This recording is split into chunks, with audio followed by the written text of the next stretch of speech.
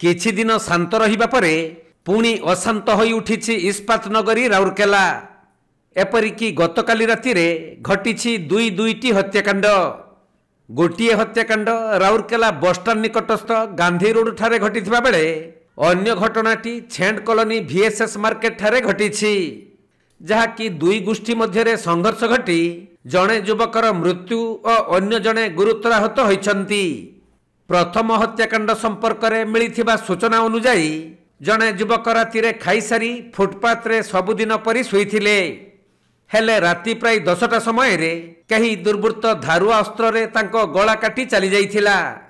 तेणु ए नहीं plant side थाना पुलिस खबर पाइबा परे युवकंकु तुरंत फुटपाथ रु उद्धार करी राउरकेला सरकारी डाक्तरखाना को पठाइथिले। सेठारे डाक्तर तांको मृत घोषणा करिबा परे शव गृह रे मृतदेह रखा जाइथिला। आउ आज मृत युवक मां चिन्हट करी से तांको पुओ सुदीप कर बोली सूचना दैछंती। मृत सुदीप दिन मजुरिया भावे काम करुथुवा बेले तांकु किए और केउ कारणरु हत्या कला पुलिस ए नहीं तदंत जारी रखिछि। सहीपरि अन्य एक हत्याकांड रामनवमी आखड़ा शोभायात्रा चलीथिबा बेले घटिछि। किछि असामाजिक युवक संगबद्ध होई 3 जनक उपरे मरणांतक आक्रमण करिथिले। हेले सौभाग्यवशत सेमानक मध्यरु जणे खसी पळाइथिबा बेले अन्य 2 जनकु विभिन्न धारुआ अस्त्र रे आक्रमण करी अभियुक्त माने घटनास्थल रु फेरार होई जाइथिले। परे छेंड थाना पुलिस घटनास्थल रे पहुंची अति गुरुतर होई पड़िथिबा 2 जन युवकंकु उद्धार करी तुरंत डाक्तरखाना को पठाइथिले। हेले सेठारे मुकेश कर नामक जणे 21 वर्ष युवकंकर मृत्यु होई जाइछि। आउ मुन्नु प्रसाद नामक अन्य जने युवकंक अवस्था अति गुरुतर थिबा जणा पड़िछि। काली संध्या रे 5टा रु 5:30 भितरे से हनुमान जयंती पाई कोलिंग बारु छेंड VSS पर्यंत जाइथिले। छेंड VSS पर्यंत तांकर हनुमान जयंती सरला ठीक ठाक थिले। जोंटी टिके तापे कहले आमे नास्ता करी आसुचु, तांकर से नास्ता खाइबा जीवा भितरे किछि दुर्बृत्त थिले ताकु संगबद्ध आक्रमण करचंती।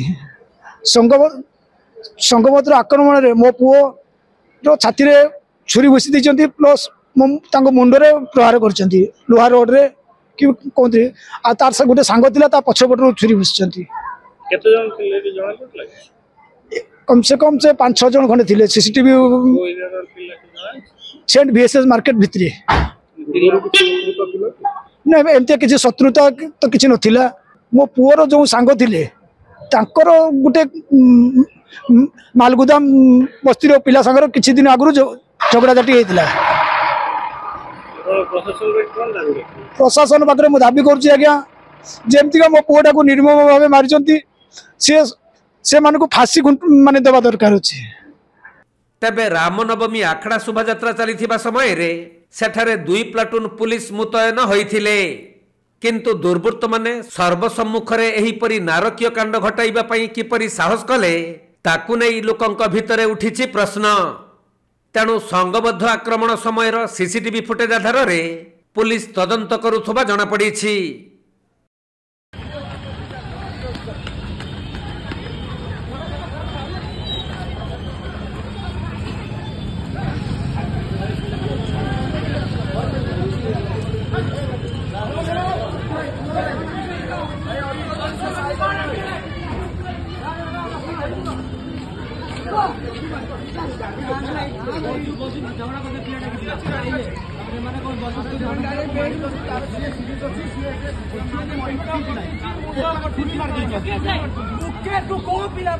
काली शोभायात्रा चलला बेले किछि दुर्बृत्त आसिकी आकु चोट मारिकी पळै जाइछन्ती, जोटा तार बेकरे बाजिछि। सेठी समस्ते माने जेतिकी पुलिस वाला सब सेठी थिले सेटा के माने देखि नांती।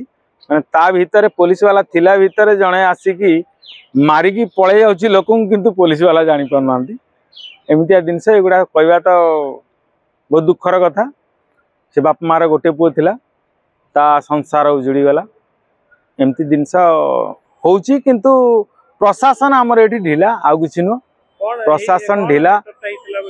मैटर आस्ते काकू आउ गोटे काकू मारिया ताकू आसी मारदे पड़ेले। सी अपोज कला बेलू मारिदे पड़े से 3 जन 4 जन खंड आसते बयस 21-22 वर्ष हम बेसी ना मो पुअर क्लासमेट से